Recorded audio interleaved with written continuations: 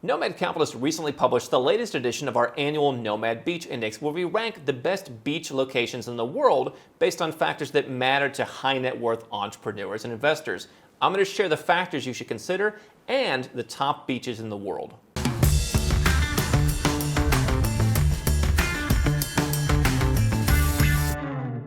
Hi, I'm Andrew Henderson. This is Nomad Capitalist. We're the channel and the company that helps 7- and 8-figure entrepreneurs and investors legally go where you're treated best. You can learn more at nomadcapitalist.com, and you can download the entire Nomad Beach Index at nomadcapitalist.com as well. So here were the factors that we decided were important when it comes to choosing a beach location, an island location. Obviously, a lot of people, wealthy or not, would love to live on a beach, and yet my frustration was I see in all these reports, I'm always complaining about the various indexes that rank, Melbourne, Australia is the best city, or Copenhagen is the safest city, or Hawaii is the best place to retire.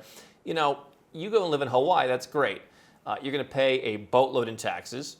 The cost of living is through the roof in many cases, which may or may not matter to you. But hey, the more money you can save and invest isn't the worst thing. And if you're not from the United States, it's difficult to go there. And so what I said is, imagine that citizenship doesn't matter. Where would you go to where you can get into the country? So number one is the beauty of the place, first of all. Okay, that was 30% weighting, was just how beautiful is the location. Next was the services, because, okay, you don't want to go and live in a ramshackle kind of place. So you want to have some kind of services, whether it's flights in, nice restaurants, what have you. Next was taxes, because why go to a beach if you pay through the nose in taxes when you could go to a beach where the taxes are much better? Next was immigration. This was the point I was mentioning about how do you get in? Do they make it difficult to get in? Again, if you wanted to move to Hawaii and you're not a U.S. Citizen or you're not married to one, how are you going to do that? You're going to go out and invest a whole bunch of money in a green card, potentially wait years to get it? That doesn't sound very effective. And then last was safety. So we put together a list of a whole bunch of these, and I'm going to share with you the top 10 right now. Number one was the Cayman Islands. So notoriously opposed to taxation. You can go and set up your own company there, get immigration to the Cayman Islands. You can buy real estate. You can get a residence permit. And just a great place with lots of services, connectivity. I have people who move there who say, I want to be close to the U.S., quick hop to Miami to go and see family in the U.S., go and see family in Europe. It's easy to get to. And so, pretty good place to start off with. High level, high net worth, great beauty, great services, great taxes. Immigration is expensive, but straightforward. Safety is there. That's scored at the top of our list. Number two is a country where you can get citizenship by investment and guarantee yourself the right to live there, and that's Antigua and Barbuda. It's a two-island nation in the Eastern Caribbean, and you can invest, as little as $130,000 into Antigua and Barbuda for citizenship for you or for your entire family of four. And by being a citizen, you can go and live there, avail yourself of good tax policies, beautiful country. Now, you do have a corporate income tax there, which you'll need to work with if you have a business. So immigration is straightforward. Safety is not tip-top, but overall, people have reported good safety. You've got a decent level of services. You've got a yachting culture there, a boat culture there. That's a great place to go. Next is the Bahamas. And so you've got lots of islands, of course, to choose from the Bahamas. You can buy a residence permit. The cost to get the residence permit is relatively inexpensive. You've got great tax policy overall, great beauty. You've got the Exumas. You've got so many different places. I was looking at houses in the Bahamas. It's really great. Immigration is, again, expensive. They've recently raised the requirements, but it's straightforward. They're bringing out a whole new permanent residence program. Great place to choose. Number four, St. Kitts and Nevis. Again, two islands, Eastern Caribbean, citizenship by investment program starting at $150,000. And so, again, beauty, pretty good. Services, not quite as many, but you are seeing more flights into St. Kitts and Nevis. Taxes, no personal, no corporate income taxes. Immigration, straightforward. Get a passport. Can be done in a matter of months. Safety was an issue there a number of years ago in terms of they had this high murder per capita rate. That's really seems to have subsided. And there's some great places either in southern St. Kitts or in Nevis that I think are pretty straightforward. Number 5 on the list was Montenegro, either Budva, and I would also add in where I live in Kotor Bay.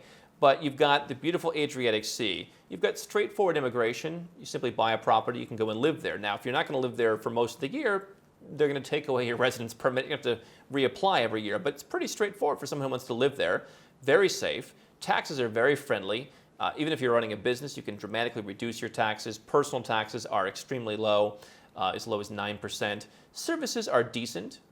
Flights are a little bit harder to come by, especially to the Tivat airport.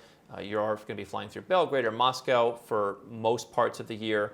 But you've got great natural beauty, very unique, has that European vibe. You do have more and more services, both in Budva as well as in the Port of Montenegro area, and they're developing more.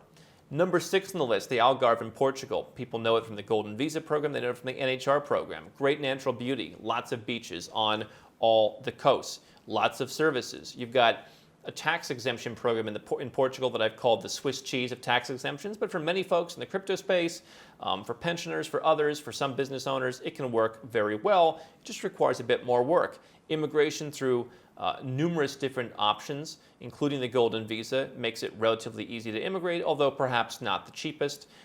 Definitely a good option.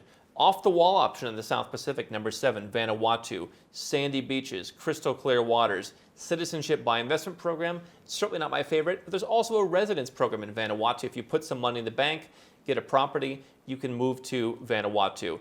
Beauty, I've been there, certainly expected a bit more, honestly, but I haven't been out on all the different islands. You've got 70-some or 80-some different islands. Services aren't going to be as high. Certainly the level of service is not going to be as high as you'd see in the Cayman Islands. But if you want to be out in the middle of the South Pacific, if you want a place that's pretty safe, has very straightforward immigration, either by citizenship, by investment, or the cheaper residence program, interesting place to consider. And interesting in that it's just really so far removed from many places. Another place that popped up was Crete in Greece. Greece has a Golden Visa program, 250,000 euros in property. That gets you in. Beautiful place, great services. We ranked it very low for taxes, although Greece is coming out with some tax incentives for pensioners and even for business owners. Relatively straightforward immigration, again, through the Golden Visa and other programs. I removed a few points for safety, but there's plenty of places where you can have great safety in Greece. Number 9 was Mykonos for many of the same reasons. And number 10 was Cozumel with easy immigration for many people around the world. You can get a residence permit in Mexico. Great natural beauty. Services are great. Now, Cozumel I think is very interesting because it doesn't have quite the tourism aspect that you might see in a Cancun for sure. Playa del Carmen, I talked about how Tulum was probably my least favorite place in Mexico. And so Cozumel is still a bit more laid back.